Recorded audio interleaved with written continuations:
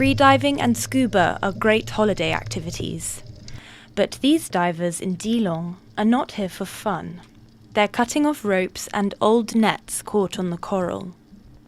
One person dives down, works on the knots, and when they're nearly out of breath, they pass the job on to another diver.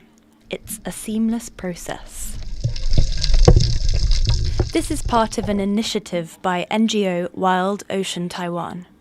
It aims to teach people how to protect the oceans and to teach divers that when they're in the sea, there comes the responsibility of trying to protect it. The organization's founder says bleaching is rapidly damaging coral reefs around southern Xiaoliuqiu Island. Bleaching is when coral rejects the algae living in its tissues, turning it white. Bleached coral is not dead, but it's vulnerable to starvation and disease. Some causes of bleaching are warmer ocean temperatures and industrial chemicals seeping into the sea. For example, if we talk about Xiaoliuqiu, pollution from Kaohsiung city is a huge problem. The amount of tourists in the island every weekend as well. Is there anything we can do when bleaching occurs? Unfortunately, no. The main thing to do is to try and reduce temperatures, and we all know what we need to do to do that. The group organises workshops and garbage collection dives. The water on this dive is relatively clear, so they're measuring and taking pictures of the coral. They share the photos on a platform that maps reefs around the country, which researchers can use to track the health of coral and its surrounding ecosystems. Researchers in the group also work to teach other divers how to provide this kind of data.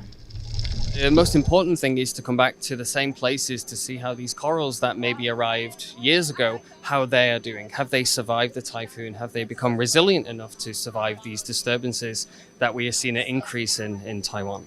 But even if groups like this continue their cleanup efforts, it's tackling the source of the issue that remains a problem. There's nearly 270,000 tonnes of plastic floating in the world's oceans. That's about 3/4 the weight of the Empire State Building. So group cleanups may seem to have little effect.